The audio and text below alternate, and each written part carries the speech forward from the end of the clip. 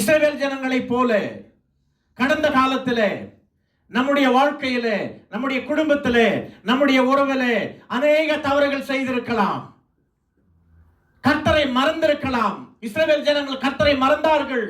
கர்த்தருக்கு விரோதமாய் முறுமுறுத்தார்கள். See, one thing God doesn't like. ஏன் அப்படின்னு சொன்னா முறுமுறுப்பு. எந்த இடத்துல முறுமுறுப்பு இருக்கிறதோ அந்த இடத்துல கர்த்தருடைய ஆவி கிரியை செய்யாது. Murmuring will stop the blessings of God. Murmuring person என்ன சொல்றார் அப்படின்னு சொன்னா, I know better than you. If you are not going to stop murmuring, murmuring will lead to disappointment. Disappointment will lead to bitterness. Then bitterness will lead to rebellion. That's what happened. If you are not going to careful, if you are not going to be careful, my brothers and sisters, இஸ்ரவேல் ஜனங்கள் செய்த அதே தவறை நாமும் செய்வோம். The great statesman Winston Churchill once said, if we do not learn from the past, we are doomed to make the same mistakes. If we are not going to learn from the past, we are doomed to make the same mistakes. இஸ்ரவேல் ஜனங்கள் மறுபடியும் அதையே செய்கிறார்கள்.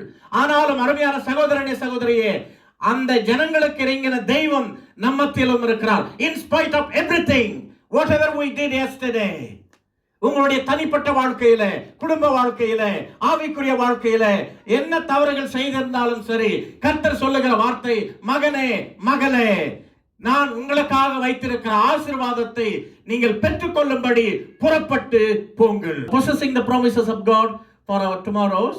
My first point is, போடுங்க, your past cannot destroy the promises of your past cannot destroy the promises of God. நம்முடைய கடந்த கால தவறுகள், including sins, ஏன் அப்படின்னு சொன்னா ஆண்டவர் மன்னிக்கிறாரு. If we ask him, Lord forgive me, யோவான் 1:9 படி நம்முடைய பாவங்களை as far as the east from the west, so far he has removed our transgressions. That's the kind of God we serve. இஸ்ரவேல் ஜனங்களை பார்த்து சொல்லுகிறார், மகனே மகளே, yes, 32வது அதிகாரத்திலே நீங்கள் பெரிய பாவத்தை செய்தீர்கள். You betrayed me. You murmured against me. You rebelled against me. Yet நான் உங்களுக்கென்று வைத்திருக்கிற அன்பு, நீங்கள் எத்தனை பெரிய பாவங்கள் செய்தாலும் அந்த அன்பிலிருந்து என்னை யாராலும் பிரிக்க முடியாது. That's why the great apostle Paul சொல்றாரு, கர்த்தருடைய அன்பிலிருந்து என்னை யாரால் பிரித்து எடுக்க முடியும் அப்படின்னு சொல்லிட்டு. அப்போ அருமையான சகோதரனே சகோதரியே, இந்த இடத்துல ஆண்டவர் அவர்களை பார்த்து சொல்லுகிற வார்த்தை, எஸ், நேற்றைய தினத்திலே நீங்கள் தவறி விட்டீர்கள், நீங்கள் சுயமாய் நடந்து விட்டீர்கள்.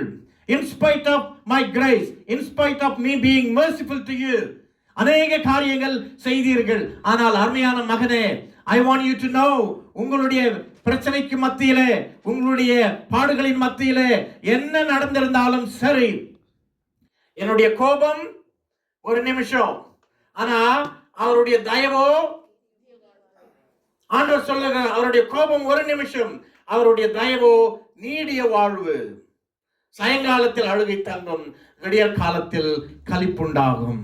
That's why அருமையான சகோதரனே சகோதரியே, என்ன நடந்திருந்தாலும் சரி, you know, there are people sitting here, you are thinking, இந்த காரியத்தை மாத்திரம் நான் செய்யாத இருந்திருந்தா, இதை மாத்திரம் மாறி நடந்திருந்தா, இது மாத்திரம், in spite of everything, whatever it may be your situation, இந்த காலை வேளையில அருமையான சகோதரனே சகோதரியே, அகில உலகம் தோன்றுவதற்கு முன்பதாகவே, even before the foundation of the world, ஆண்டவர் உங்களுக்கென்று வைத்திருக்கிற, குடும்பத்திற்கென்று வைத்திருக்கிற, பிள்ளைகளுக்கென்று, கணவருக்கென்று, மனைவிக்கென்று, பெற்றோருக்கென்று, உங்களுடைய ஊழியத்திலே, வேலை ஸ்தலத்திலே வைத்திருக்கிற அத்தனை ஆசீர்வாதங்களும் ஒரு நாளும் நீங்கள் செய்த தவறினாலே தடைபடாது.